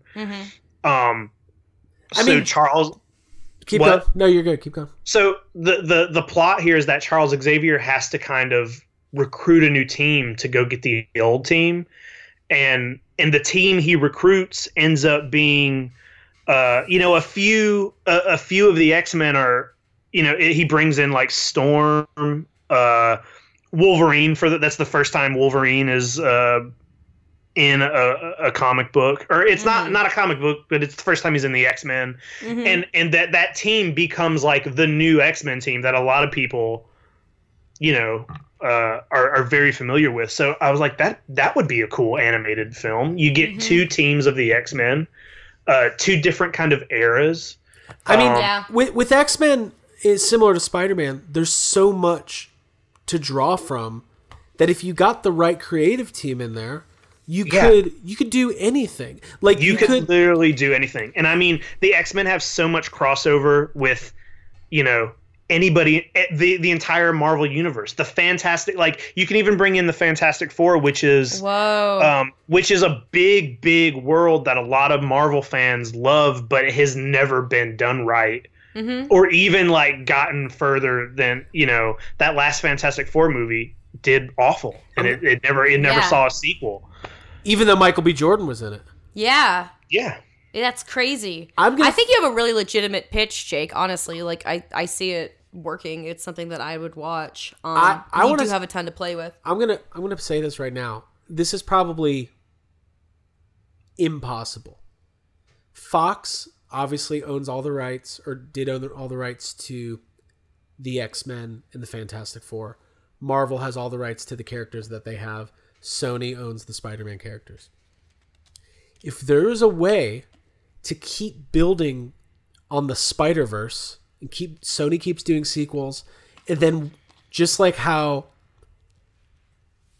Marvel has Spider-Man on loan for the live action movies, what if the Spider-Verse was able to borrow some of those Marvel characters or Fox characters now and bring them into the animated world? And Sony could start building out like a cinematic Marvel animated universe in conjunction with the other, like that'd be cool. Great. Like, that'd be great, and that would be something that you would think Marvel wouldn't be too upset about, because the fact that one is completely animated, it's like you're not stepping on their toes as much as an exec might think they are. And I haven't really heard anything about Marvel having any plans of their own. All I'm saying is that if Sony came to Marvel, now that Marvel owns Fox, and was like, hey, we want to bring in some X-Men characters or some Avengers into the Spider-Verse, like, and we've got the same team working on it. Yeah, that's the selling point right there. Why not? Like, why wouldn't you do that? Yeah. And especially like one of the big things for me is that comic books, the costumes, they're always so like, the X-Men costumes are really iconic to me, and it's one of the things like growing up watching the animated series, like those costumes, it's like you really want to see that. Right. Spider-Man, we get Spider-Man's costume. He's in his costume or variations of it in every single movie. The Avengers, half of them are in their costumes, half are in completely new things. But it's like the X-Men. We have, how many X-Men movies at this point? 7 or 8? Well, you got the original trilogy, and then you've got First Class, Days of Future Past, and then Apocalypse. There's 6. Apocalypse. There's 6 of those. And then 3 Wolverine movies. There's the Wolverine movies. There's 2 Deadpools. And then Deadpool movies. And you know what? The closest that we've ever gotten to like an actual comic book X-Men costume is like in Deadpool, in the Deadpool movies. Right. And that just doesn't sit right to me. And that is another thing about a costume that is completely outrageous, looks fine in print or in a cartoon, but if you try to put it in a movie, sometimes it doesn't work. Sometimes it's just people saying it won't work, let's put them in leather, and that ends up looking worse. But if you did, an animated movie like this, everybody can be in their classic, nice costumes, and it will just make my heart grow 3 sizes bigger to watch that happen. Yeah, some of the trickier, more difficult. He is a Grinch. Stuff that I knew it. I love it. I think that's like a legitimately good idea. I think there's the X-Men universe is very worthy of exploring something similar. Just because I'm not going to pretend like I'm an expert, but there's so much you can do, and like Spider-Man, most people are familiar enough with the material to like, it's not like you'd have to reintroduce who the X-Men were. You could just kind of go into it. Right. You don't have to do any of that. And there's also like, there's so many stories, and there's so many villains and allies and other, offshoots of the X-Men. Like there are so many teams. There's Alpha Flight, X-Force, the New Mutants, that X-Men Blue Team, X-Men Gold. There's so many, there's teams all over. They could do any sort of thing. There are so many villains that are like Thanos level villains in the Marvel universe. Like, they've done a really good job of building Thanos up to just be like, he's such a big villain that everybody has to come and fight him. And that's always been a big thing in comic books. And X-Men, they got like, there's 10 Thanos, there's 10 of them. There's so many villains that you need help to come in. And those are the kind of villains you could do, like that you could do in an animated film much easier. So just fucking do it. That's what I want. I want it. Cool. That's all I've ever wanted is a like one perfect X-Men movie. Yeah. Make it like a love letter by fans. I want to say one thing. This would be the perfect opportunity because he stated once again, Keanu Reeves wants to play Wolverine. Do it in an animated movie. Just let him voice it. Let him voice it. Dude, he's doing a voice in the new Toy Story. He's got a great voice, yeah. Is he? Yeah. Let him do it. Yeah. That's that's interesting, but that's another thing. Like Hugh Jackman played Wolverine for so long, and even though when it first started, a lot of people were like, well, Hugh Jackman is kind of the complete opposite as far as like looks for Wolverine. It gotten to a point where you're like, well, wouldn't it be weird now after watching him play that character over 10 times for over 10 years? It's why I don't like, wouldn't it be weird seeing a... It's like, I won't accept a new Van Helsing. Do you guys every episode? Sometimes, yeah. No, I agree. Well, Hugh Jackman is Wolverine. Like that's just it will take, but in a lot of ways, I mean, we've seen it with other characters. You can bring Keanu Reeves in an animated movie and introduce him that way because it's like a better format for the introduction. But also, I'll still have Hugh Jackman in it as a separate exactly. Wolverine. Have them both exist. Yeah, exactly. He could be in there if you do That's the whole time point. Like, travel if we're doing this as like a Spider-Verse generator, like the whole thing is so you can have like at the same time simultaneous existence of different iterations. I love it. So let's do it. I love it. I love it. Thank God we're doing this.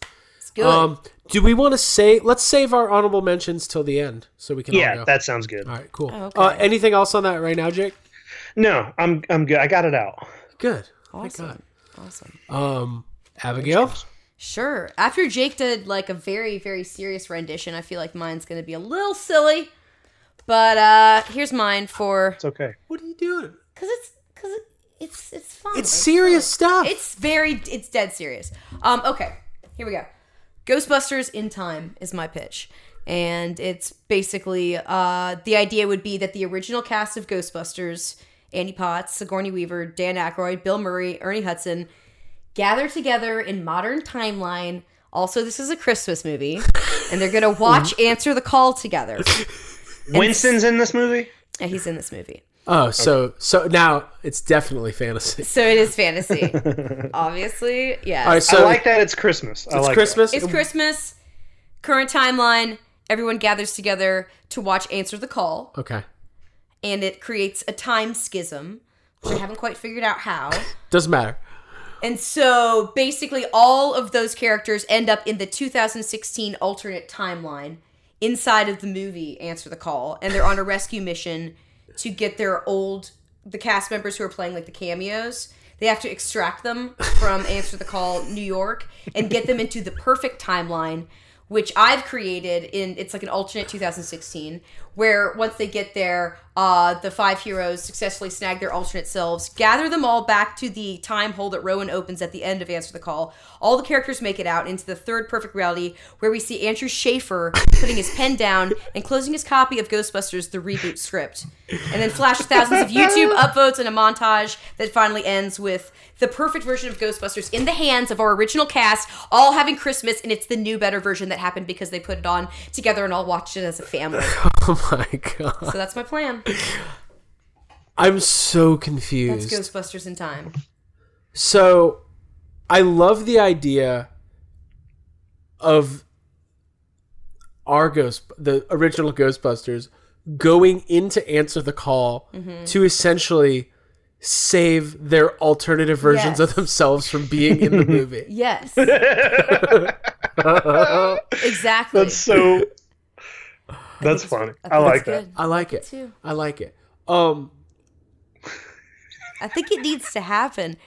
I like the idea of the movie that they put in. It's like they think it's Answer the Call, but it ends up being like a very funny version of Answer the Call, and it's like it only happens because they went back into that. So is it like? Well, I got a question. Is it like the All right. So the present timeline Ghostbusters are watching the Answer the Call, and they're like we cameoed in this movie, and then they hate it so much that they're like, okay, we need Ray. We need you to build us a machine. Put us in this movie so we can fucking get ourselves out of it. Yes, I like that. That's what's happening. I'm adding that part in now. All I wrote was that there was a time schism that happened somehow. It was like Christmas magic. Christmas magic? Christmas magic?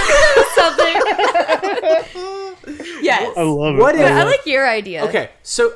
Yes. What if it's this? The reason, this is what happens. remember when Answer the Call came out and like Bill Murray and Dan Aykroyd and Ernie Hudson kept praising it? Yes. But over time, they keep like not praising it and like taking it back. What if the reduction of praise from the original Ghostbusters happens so much that creates the schism? Like, without Ernie Hudson and Dan Aykroyd's support, it can't even exist. Oh, I like it. Yeah.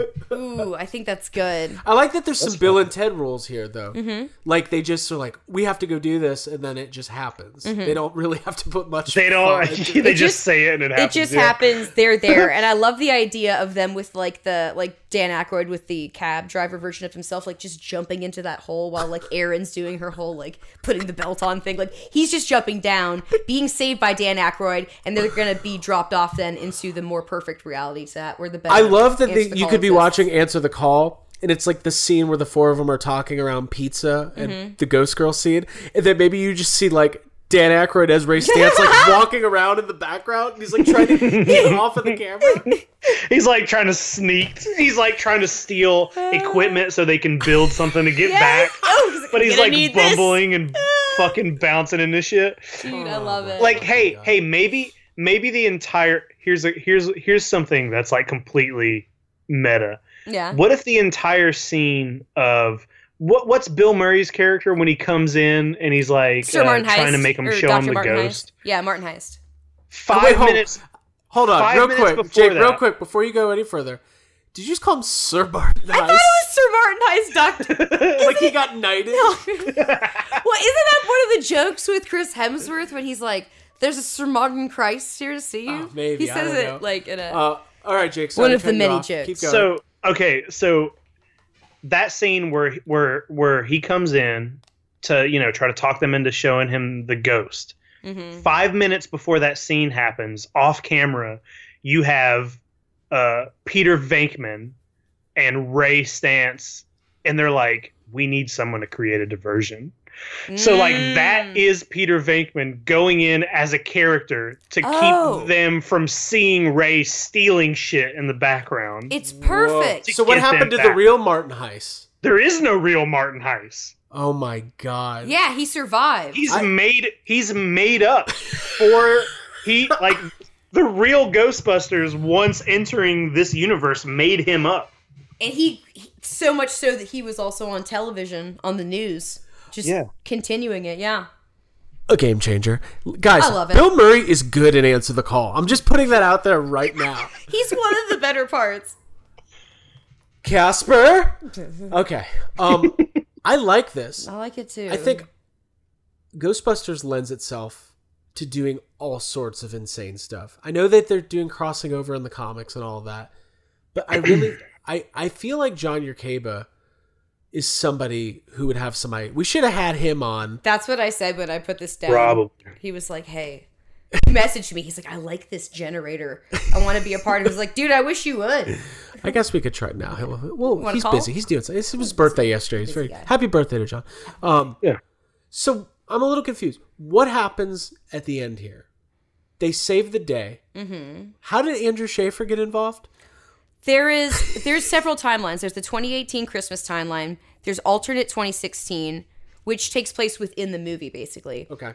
Then there's a perfect 2016 timeline where all of the movie alternates are dropped into a different, better version of Answer the Call, which was written by Andrew Schaefer. Okay. That's my plan. I like it. And then we all end up back in the modern timeline. Thank you. Well, if Andrew Schaefer wrote Answer the Call, who wrote the book that he wrote? We did. Oh. Yes, have some podcasts. Let's have some podcasts. We get a little cameo. We wrote Ghosts from Our Past. I love it. Damn. Let's film it. Now, you had a couple more ideas. Yeah. Let's save those, though. Okay, cool. Guys. Yes. Now, Jake was pretty serious, and Abby was deadly serious. So serious. Deadly. Are you guys ready for a little movie called Into the Aykroydverse? Oh, I'm the only one who took this serious, huh? Yes, okay. You are. Jake. Cool. You're talking about your picture comics. Let's do it. I'm dead fucking serious about this. I am dead ass serious. I wrote a whole pitch. You guys ready? I want to hear it. Yes, I do. Maybe I'll put a little bit of music in it. Will you? I don't know. I might not be able to find it. I might not write I want down- music on mine too. In the back seat of a broken down charter bus, deep in the rural hills of Canada, because I didn't feel like looking up what city this might take place in. Just think Canada. Just Canada. Rural hills. Just general Canada. Craig and I did so much research. Continue. A young Catholic school-bound Dan Aykroyd has his first encounter with an alien life form, Beldar Conehead.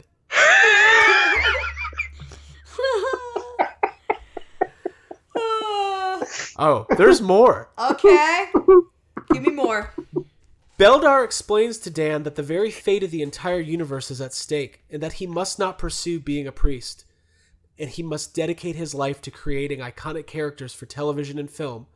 For each character he successfully creates, would simultaneously create a living version of that character in what is known as the Aykroyd Hellverse. A parallel universe where the laws of physics don't apply and is inhabited primarily by real versions of good and evil pop culture characters. Kind of like Ready Player One. Okay. Kind of exactly like Ready Player One. Kind of like it. As I was writing this, I was like, fuck, this is already a thing. But we're going to keep going with it. You guys with me so far? Yeah, let's keep going. Yeah. Each character that Dan creates throughout his career is based on a specific need for the team that exists in Dan's Hellverse. So anytime Dan Aykroyd in real life is creating one of these characters, it's because he's building this team to fight evil in the Hellverse. Mm-hmm. He creates Beldar Conehead. Mm-hmm. The leader, smart and efficient, cold and calculated. Elwood Blues, the silent assassin, like Hawkeye. No bow and arrow. Customized musical instruments which serve as weapons. Think a keyboard that fires ivory bullets, or a harmonica he can blow through and shoot mini poison darts. Shall I keep going? Yes, please do. Ray Stantz, the heart of the team, a scientist well-versed in all aspects of space, time, and the paranormal, etc., helps with weapons development concepts. Uncle Roman from... Great Outdoors? Yeah. Wisecracking financial advisor and overall asshole of the team. Uh-huh. Harry Saltonfuss. Yes. From My Girl. Mm-hmm. A little uptight, good-natured, and hardworking mortician. Helps dispose of all the dead enemies in an upstanding and classy way. Then, we keep going. We've got the wild and crazy guys. They're the life of the party. Steve Martin is there for some reason, but it's never explained why. Okay. I like that that Dan Aykroyd functions as a Undertaker. Yes. Yes, that's good. Then you have my favorite character. His name's Real Dan Aykroyd. A conspiracy-minded vodka salesman who appears in a faded form, kind of like Zordon from Power Rangers. Mm-hmm. Okay? And then you have all the other Aykroyds. Every character, small or big, that he's ever created plays a part. Some roles not as big as others. Think of these kind of like the other people. SNL characters. Yeah. Like, in Lost, there was like all those other people on the plane that are kind of involved but not at the forefront. Mm-hmm. All Aykroyds. Got it. Then, my favorite character, Ray Zelinsky. You buy parts for the American car people? I don't know how. The American car people. I flubbed. I tried. Hi, I'm Ray Zelinsky. There it is. I make parts for the American working man because that's who I am and that's who I care about. He's dead, but he was the evil owner and operator of Hellverse, hell-bent on destroying the other Aykroyds. See, he's an evil one. Mm-hmm. All right? Mm-hmm. All right, now we've got all of our characters. And I feel like people are starting to really unsubscribe from the podcast. Right. Catching a lot of heat here. I feel it. Throughout the movie, we cut back into the real world periodically, where real Dan Aykroyd is just doing his normal Aykroyd stuff. Yeah. But checks in with the Hellverse through his flip phone from time to time, yeah, projecting his faded image to meet with the other Aykroyds. Here comes the plot. Now you know all the characters. Here comes the plot. Mm-hmm. The main plot sees the full team getting the band back together after a 20-year lull. After the son of Ray Zelinsky, which is just a younger version of the original Ray Zelinsky, appears and starts wreaking havoc in the Hellverse. And now I got a couple plot points I didn't get as far as I wanted to. We're going to need John your cave At some point, the original Zelinsky is reincarnated as a giant kaiju-sized Zelinsky, and the Aykroyds have to call upon the Stay Puft Marshmallow Man to fight him. All right. Stay Puft is quickly destroyed.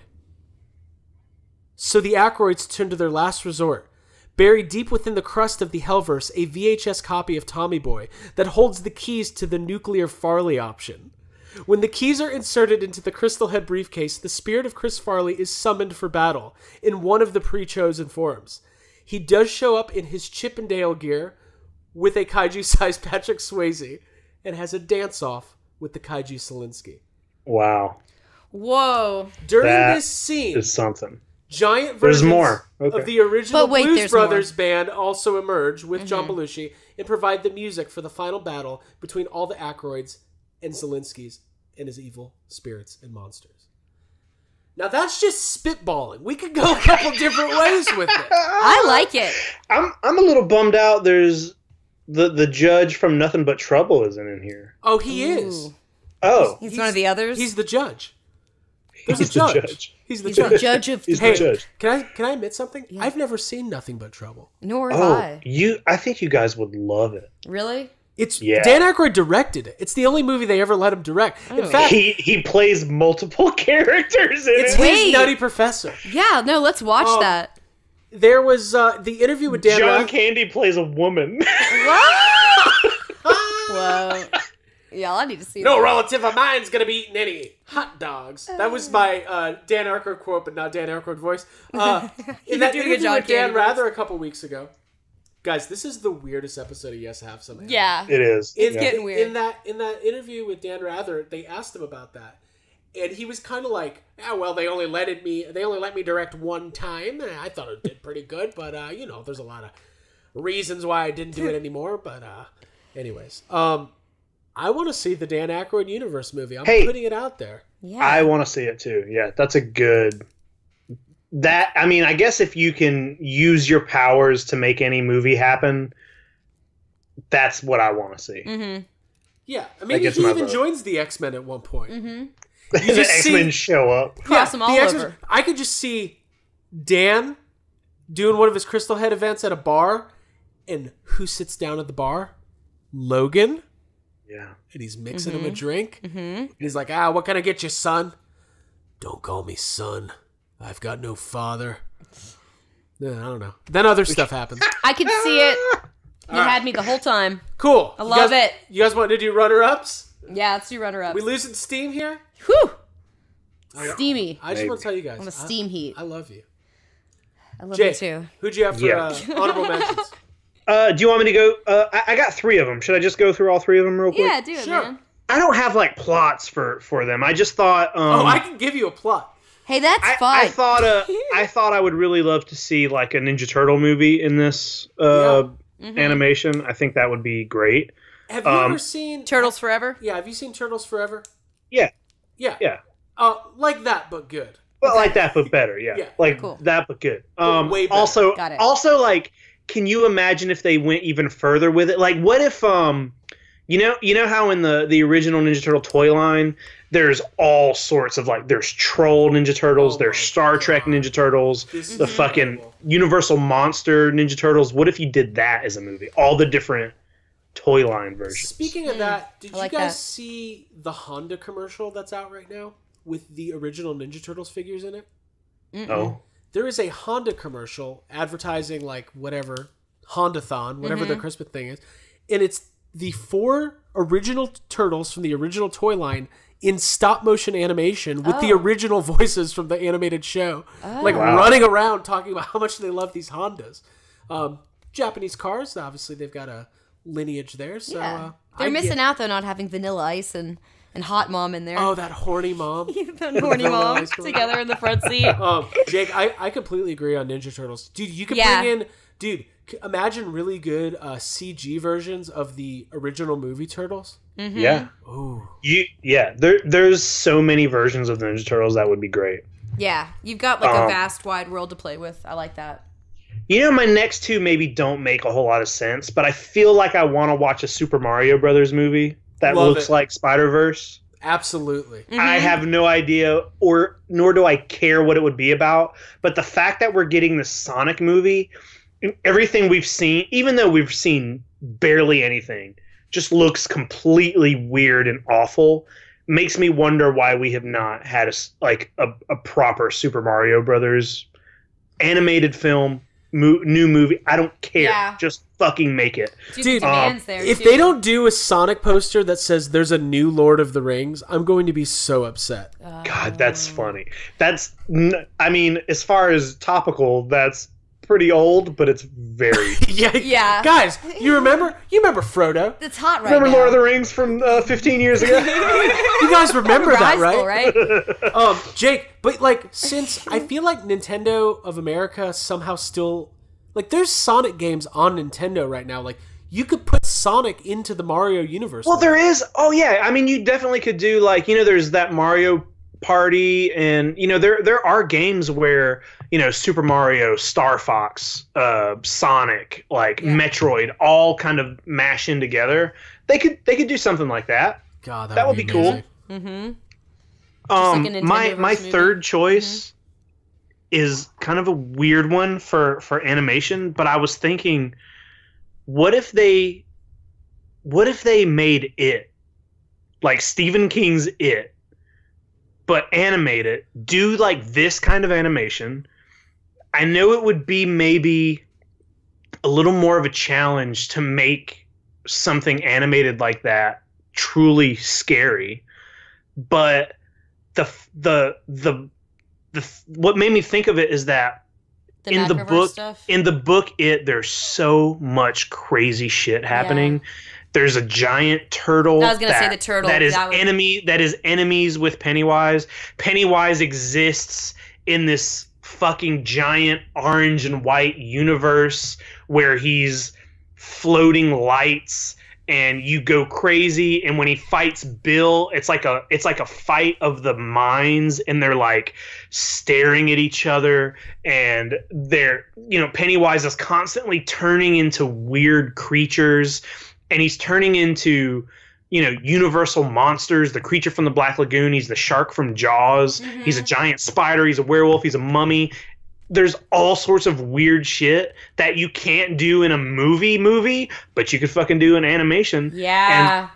And even though it would be super hard, rated R, whatever, it would be cool to see an animated version of it where they could do the stuff they can't do. Yeah, or if it focused on Pennywise being the character that crosses over into like other story characters and other stories themselves, like that would be very cool.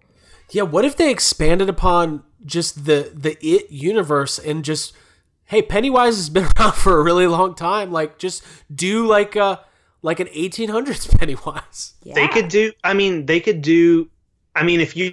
if you're I was thinking more of like a straightforward adaptation of the book, but what if they did right what Castle Rock did wrong and did like a Stephen King universe where it's just like all the actual characters from Stephen King books are like like what if the main character was Stephen King? Like kind of like how the Goosebumps movie is where it's like it's got the author in it, R.L. Stein, Jack Black. It's got R.L. Stein in it, but like all his creations are kind of coming to life and stuff. Like, what if it was that? Like Stephen King's your main character, and like he's being haunted by Church, or Cujo. I got it. Opening scene, close up, microwave, Hungry Man dinner on the inside, spinning around. You see Stephen King's eyes peering into the inside as he chomps on his brownie, which he's eaten before. As it defrosts. I like it. I wonder if Stephen King would ever do anything like that. Probably not. Yeah. He's like, I gotta watch baseball. But if it's animated, you can do it. And I'll do the voice. Yeah. And I'll give him a thick New England accent. Can't wait. He just sounds like your Dan Aykroyd. Yeah. It's just my Dan Aykroyd voice. Ah, God, what are we gonna do? I'm done. I Abby, like it. Yes. What other honorable mentions did you have? Because I didn't come up with any other Anything ones. else? Yeah, I thought... I suck. The other thing I came up with was an animated series, cartoon series based on Seinfeld, where every episode opens with the plane going down from the finale and them crashing and then waking up in an alternate reality with like other versions of themselves. So That's my I'm idea. into that. Yeah, the one I came up with was they wake up in black and white 1920s New York City, like a gangster scene. It's basically like the fucking, what's it called from Star Trek Next Generation? The holodeck? It's a Seinfeld holodeck. Yeah, exactly. But it's funny. So like they hear gunshots and they're in like gangland, New York, and they go into like a bagel shop for cover, and then they see the 1920s version of themselves, and it's like Pleasantville because like nobody's funny there, but they're funny. So here's the plot points. George marries a flapper who's also very religious. Elaine and Jerry marvel over Jell-O salad at a deli. Kramer gets into the underground booze running racket and then gets arrested. That's one whole episode right there. Pretty good. Jerry, did you know that alcohol is illegal? It's prohibition. I thought they were anti-abition. How about George accidentally becomes a Don in the mafia? Yeah. Jerry, I'm in! You guys have been watching a lot of Seinfeld. Oh my god. Got my own bathroom. You know what else just popped in my head that would make a really cool animated travel through time movie? Back to the Future. Mm-hmm. Yeah. Dude, I'm you so could play with that. I conflicted. could do that. There was that, and we'll wrap up here in a second. There was a survey recently about which movie franchise do you want to see a sequel or reboot to, and like Back to the Future won by like people want more Back to the Future. Robert Zemeckis came out this week and said there's absolutely no way they're going to touch it. And if you guys have seen the reviews to his new movie, the Steve Carell movie, what is that movie called? Welcome to Marwen? Whatever that is. Nobody's going to touch it. It is universally being called a complete disaster. Wow. Like I was planning on going and seeing that. So was I. It's got like 12 or 13% on Rotten Tomatoes. Wow. Holy shit. Yeah. I mean, that's crazy. Robert Zemeckis has done some very good movies. Like, I don't know, Back to the Future, Forrest Gump, Who Framed Roger Rabbit, other things I can't think of right now. Back to the Future, though, is one of those things I feel I wouldn't want to see a movie reboot or sequel or whatever, because to me, Back to the Future only works with like Doc Brown and Marty. Right. But if you're animating it and you either had them do the voices or even if you had someone else voicing the same characters, I'm okay with that. I'm okay with like continuing that story in an animated way, because you can get away with you can make an animated movie and set it right after Back to the Future 3 if you want, and it would be fine.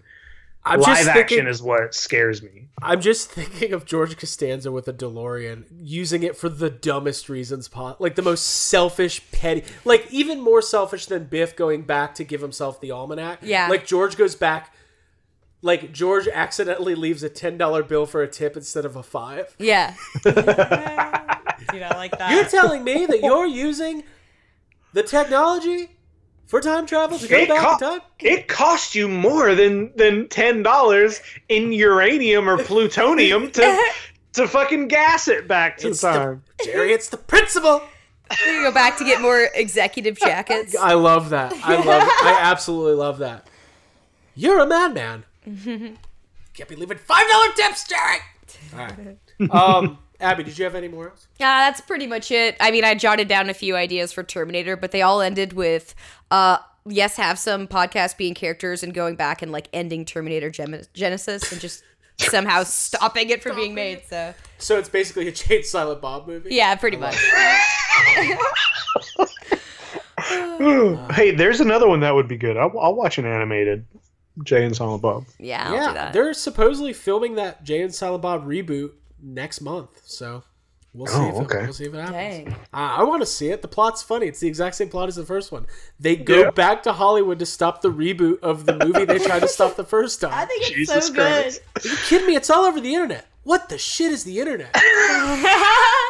God, that movie, I don't think it really holds up. It's pretty funny. I don't know. It probably. I get scared sometimes when I think about Kevin Smith movies, because I was watching. I talked about it. I think we talked about this on the podcast. I watched Zack and Miri Make a Porno, and to me, it did not hold up for like multiple reasons, and it makes me kind of scared. And I've told you, Craig, before that Dogma used to be my favorite Kevin Smith movie. And then one day when I rewatched it, I was like, holy fuck, this is just preachy bullshit. I was so over it. And it makes me scared to go back and watch like Clerks or Chasing Amy or even because I don't want to rewatch Kevin Smith movies and realize I don't like them because I will say this, really like them. Yeah. Chasing Amy used to be one of my favorite movies. It can be a little grating to rewatch. Right.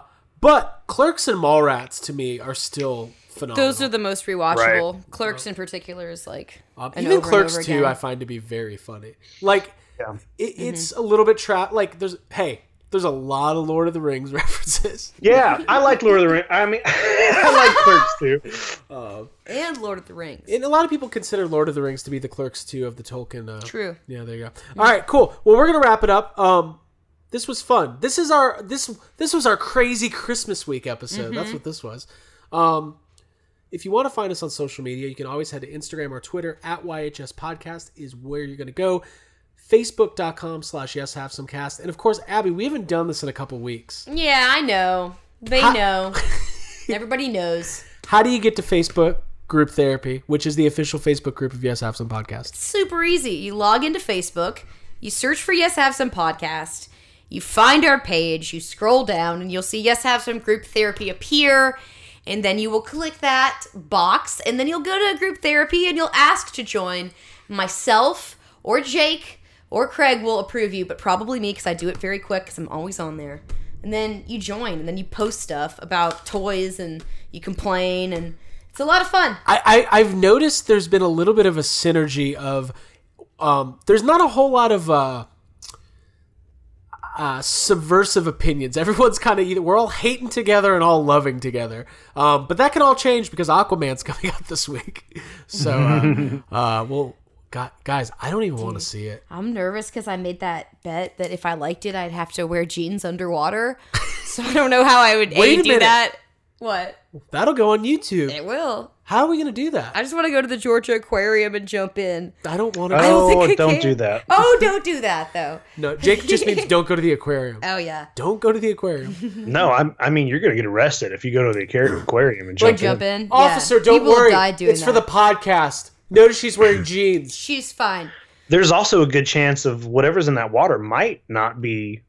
It might be dangerous. That might not be too friendly. Something could hurt you.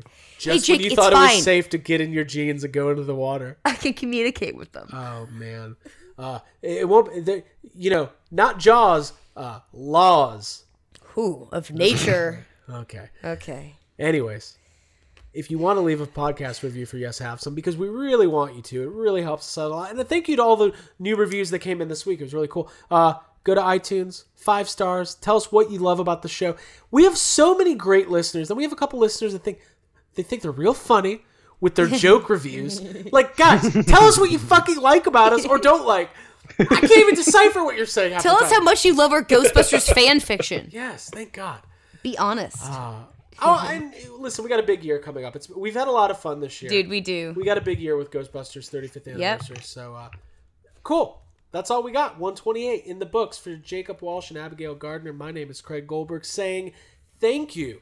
Merry Christmas, Happy Hanukkah, Happy Kwanzaa, and if you don't celebrate anything, Festivus. Enjoy yourself. Happy Festivus. Yes, that's Sunday. Happy Festivus. Get the pole out. Put the pole out. Get your poles out. Feats of strength.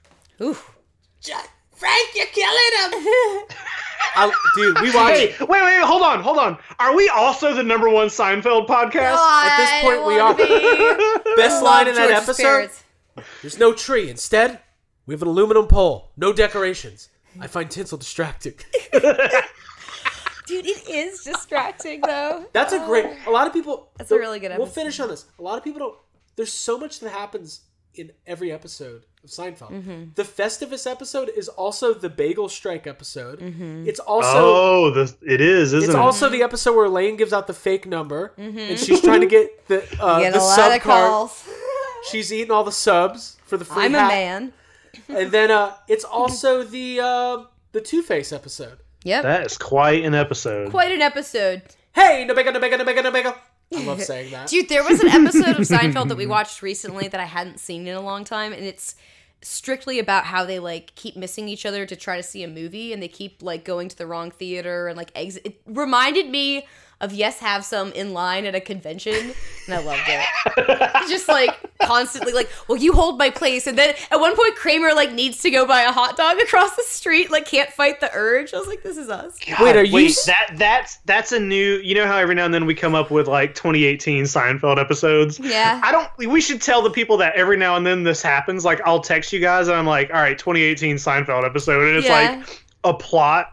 That's a plot for a Seinfeld. Like Kramer wants to meet somebody at a convention, so he makes everybody go to like Spooky Empire. Oh my god! No, they go to New York Comic Con. Yes. George is like super into the like girls in costumes, and like Seinfeld is like, why are we here? You know, he's like, I don't get it. And Elaine like hooks up with a B-list celebrity. Yeah, I like it. Mm-hmm. Yeah.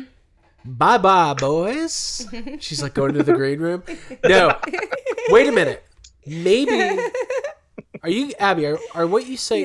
If somebody asks you, here's a challenge. I'm putting out a challenge to our listeners. If somebody ever goes, "Hey, do you like any podcasts?" And you go, "I like this podcast called Yes Have Some," and they say, "Well, what do you like about it?" I want you to look at them dead in the eye and say, "I like them because it's one woman's erotic journey from Milan to Minsk." Rochelle. I want to see Sack Lunch. Just putting it out there. Don't you want to know how they got in the bag? I want all those movie posters. Posters in my house. All right, everybody. This was fun. We'll see you next time on the Yes Have Some podcast. Coming at you. Rochelle. That was a Howard Stern ripoff. I like it. There you go. Said it all. That was also a Howard Stern ripoff. Cool. All right. Bye. We're all gonna top each other. I was gonna. You got a topper, Jake? No. All right. No, Bye. guys. Bye. Bye, guys.